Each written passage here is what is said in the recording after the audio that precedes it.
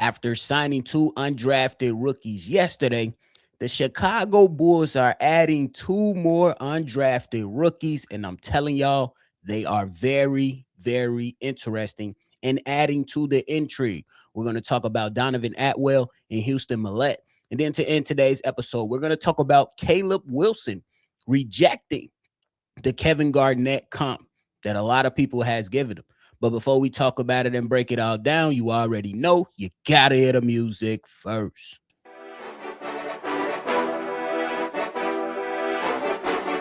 Cognac, gang.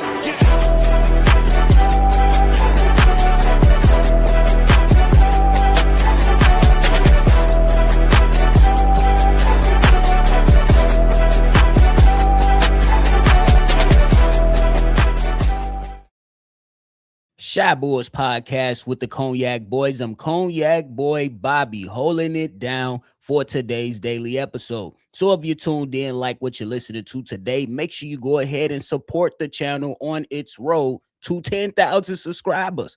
We can reach it any day with a simple two-step process that doesn't require any rhythm. All you got to do is hit the like button and subscribe. That's it. But hey, let's get into the content, man. Yesterday, we went and we talked about the Chicago Bulls adding guys like Jalen Sellers and a big man out of Arizona who we nicknamed Muscle Milk and Toby Awaka. Now the Chicago Bulls are bringing in two more guys, this time signing Donovan Atwell and Houston Mallette to Exhibit 10 contracts. I know people are like, Bobby, what the hell is an Exhibit 10 contract? So I'm gonna break it down just before we start talking about the young players. So the Exhibit 10 contract is a 1-year non-guaranteed minimum salary deal that allows teams to bring players into training camp to compete for a roster spot. If waived, players can earn a financial bonus up to $91,000 if they spend at least 60 days with the Windy City Bulls. So that's the Exhibit 10 contract. These two young fellas are on that contract, and I would anticipate that one of them might become a two-way contract. If I remember correctly, the Chicago Bulls have an opening, if I remember correctly. And I'm going to break it all down right now. Now, Donovan Atwell is an elite shooter. I don't know why this man was not drafted. I'm not even going to lie to you. I think it could have something to do with him just being in college a little longer than others, taking time to develop. But he has always been a shooter. And in the NBA, you need shooters. So I don't understand why. But he is a 6'5" guard out of Texas Tech. And he averaged 13 and a half points per game last year, 3.2 rebounds, and a whopper 45% from the three. Ladies and gentlemen, it's not fake. 45% from the three on 8 attempts a game. Obviously, we're going to see how that translates into the NBA when and if he gets there to the NBA. But shooting 45% from three is absurd for a guy that wasn't drafted. I like what he can do. Now, I will admit that offensively, his game is pretty much he's a spot-up shooter. He's the guy that's going to work off ball, run around, and if you leave him open, what Scorpion say in Mortal Kombat? Get over here, because it's swish after swish after swish. Just watching the man, I'm like, there's no way teams are trying to sag off of him knowing that he has this clip in his arsenal. It's ridiculous. Just watching him gets me excited. I'm not going out there and putting any steps to say that he's going to make the Chicago Bulls roster. What I am going to say is that when we hit Summer League, I'm going to see if he's going to walk into Summer League with a loaded clip or a box of chocolate. I'm going to just keep it a buck.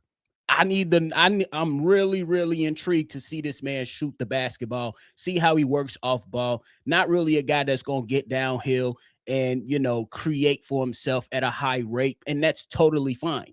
We have been asking for a 3-point shooting specialist in Chicago since I started podcast about 5 years ago. And it's been longer than that. This is a 3-point specialist if this can translate over to the NBA game. Obviously, he's going to have to take his steps to get there with Summer League first, then in training camp, and then ultimately, we'll see if he makes it to the NBA roster. But he is also a high IQ player. All season long, he's only committed 14 turnovers just to throw a little cherry on top, making the right plays, doing the right stuff. And if it's you are not there, what did Mark Jackson say? Hand down, man down. And he's a left-handed shooter with the clip. I'm excited to see the young fella. I wish him well. Again, I'm not making any crazy assumptions. I just think that if you shoot 45% from the three in college, you can at least hit 40% in the NBA as a catch and shoot player. And I think this young fella can absolutely do it. Now we're going to go down on over. We're going to move on over to Alabama to talk about Houston Mallette. He's a 6'5" guard, average only 6.6 points per game, 4.5 rebounds last year, had 1.1 assists and shot 35% from the three. And, did pretty well. The 35% was a drop off from his previous school. I believe it was Pepperdine. I'm sorry, I didn't jot it down. My apologies. But nonetheless, I looked at him and said that, let me check him out. So I checked him out. This is a guard that can shoot, has a nice form, did have a drop off last season, but he is a guy that can go out there and put the ball on the floor along with shooting 35% from the three, but previously shooting 40% from the three before he transferred down to Alabama. So this is a guy that's going to bring you a lot of things offensively, just a little bit more than Donovan Atwell. But I'm still excited to see him because on the defensive side, he could definitely sit down in that chair and defend the guy that he's guarding. So the Chicago Bulls, for what it looks like, at least at this moment, they are really emphasizing the shooting aspect that a lot of us were asking about. Both of these guys, if you got that hand down, there will be a man down. That's just what it is. If you go out there, you check these guys out, you're going to see that these guys are, they have some similarities, but they are different type of players. One could put the ball on the floor a little bit more, but the other one is more of a spot up shooter. You know what I mean? Both guys are willing defenders. You will absolutely see that if you do decide to check them out. And I'm excited, man. Again, like I previously mentioned, and I want to ask you all this. How you guys feeling about Summer League right now? Like, I don't know if I'm drinking the Kool-Aid or whatever it is, but I'm really, really excited to get to Summer League. We don't know much about Noah Essengate, so we're going to see him play down in Summer League and see if he has, gotten rid of some of those jitters that he had last year in Summer League. We're going to be looking at Caleb Wilson, the number 4. Come on, man. Who else don't want to see Caleb Wilson? Then you're going to go out there and see Dalen Swain, who is going to be a force in transition, in my opinion. And then you're going to see once teams collapse on some of those drives from a Dalen Swain or some of those, catches on the block from Caleb Wilson, once those team collapses and they kick it to Atwell, you're going to see if he can knock it down. You're going to see if Jalen Sellers, who we picked up yesterday, can knock down that three. You're going to see if Muscle Milk, a.k.a. Toby Awaka, I'm just going to be a little serious, I guess, if he going to be able to go out there and gobble up rebounds. Pause. But nonetheless, I'm really, really excited to see these young players play in Summer League more so than I have in the last few years. Honestly, I was really excited to see Montes Buzelis play in Summer League. I think I'm more excited than that. I got to calm myself down. Y'all know me. I'm known as the guy that likes to keep it even keel. But I can't lie, bro. I'm really, really excited to see this team go from Summer League, then go to training camp, then some preseason games, and then head into the regular season. I'm really, really excited to see it, man. I'm not putting any declarations on the season saying that the Bulls are absolutely going to make the playoffs. No, but it is exciting to have a freshness around this organization and hoping and pretty much believing that we're going to start at square one until we get and move on further and further into this process to where hopefully we can all witness a chip down the road, however long that may be. Hopefully, it ain't another 25 for real. But nonetheless, let's go ahead and switch gears after talking about these two young players, man. Let's switch gears to Caleb Wilson, talking about the Kevin Garnett comparisons. So he sat down, he did an interview, and they asked him about the comparisons or the quote unquote comps that been placed out there saying that he could be the next Kevin Garnett. And my old heads, y'all gonna feel me after I read this quote from Caleb Wilson, because I think it has to be said. But Caleb Wilson said, I don't like to be compared to Hall of Famers. That's disrespectful to them. KG was a dog, and I feel like we have we have similar mentalities and approach to the game. End quote. I love that Caleb Wilson said this, because time and time again, we hear, oh my God, he's the next LeBron. Where's Ben Simmons? Last time I seen him, his ass was fishing. Like, I respect this young man so much because we have entered a time during the social media era to where people don't just go out there and criticize games, you know what I'm saying, based on what they see. They like to attack people's characters. But not only that, they disrespect the people who paved the fucking way. Just about a year or two ago, we had some lame ass movement talking about we're done with the 90s. No, the fuck we not. We should be embracing the 90s. We should be embracing the 80s. Absolutely, the game can evolve, but who paved the way for the evolution? That's real shit. We can embrace the now, but we don't have to disrespect those that came before us. Real talk. These the guys that paved the way. These the guys that gave you the blueprint to say, okay, maybe a crossover is good, but what about what if I add a tween step back with it? You know what I'm saying?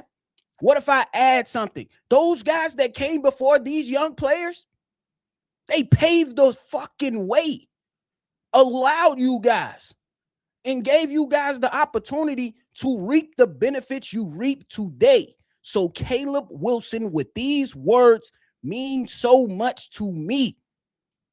I might sound like an old ass man right now. I don't give a damn. I do not believe in disrespecting the past, calling them plumbers and shit. Obviously, some of them had to have other occupations and stuff, but that does not negate that they had talent that placed them in certain levels that regular civilians can't do. That's what we need to be moving back into. Yes, we can absolutely embrace the evolution of the game, but at the same time, we should not be disrespecting what came before us at all. I tell people to fan how the hell you gonna want to fan. But at the end of the day, even if you are a LeBron hater, we can admit that bro is a hell of a basketball player.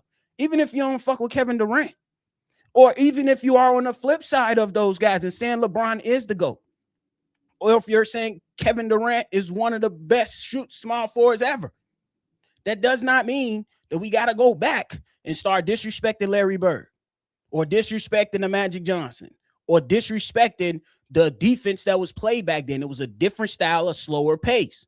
That does not mean that the games weren't good to watch. Now everybody wants everything sped up because of the age of social media. But back then, the focus was held longer now, which is why when people try to say that was boring, the 90s was boring, it was slow. No, you slow. That's why half of y'all ass can't even read a simple sentence on an index card right now. Get in the booth. Lock in. Focus. Let's not disrespect those that came before us. Let's not do that. I'm not for it. Caleb Wilson is absolutely correct when he says, I'm not going to disrespect KG. I.e., or AKA, I got to prove myself before I can even be mentioned next to KG. I have to prove that I can be KG. We've seen plenty of NBA busts come through those doors and not be who they were comped to. Let's respect that history. And if you disagree, you disagree. But I'm going to stand on the side of honoring those that came before us.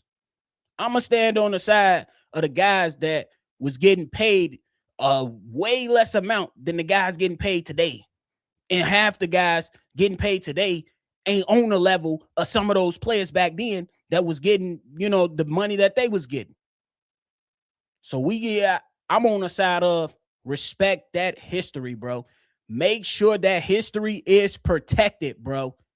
Because we ain't finna come out here with some new lame ass movie talking about forget the 2000s. We not doing that. We not finna allow some young whippersnapper to say fuck the 2000s or to fuck the 90s. We not doing that. And I'm not gonna allow it. If I see it, I'm saying something.